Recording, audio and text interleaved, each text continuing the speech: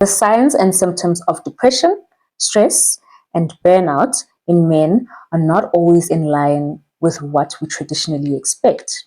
Men are often taught to adhere to masculine stoicism, and fear the stigma of being seen as weak. We know that, men know that, women know that, like, we know that there is a problem with men being weak or looking weak or seeming weak or whatever it is. And even if that's not what they're doing, it's almost the first thing that is looked at, like, hey, don't be getting weak on me. Like, you know what I mean? As a woman, it's much easier to deal with it than men. It's not expected. So yeah, this has resulted in harmful coping mechanisms that negatively impact not only the individual, but also those around them.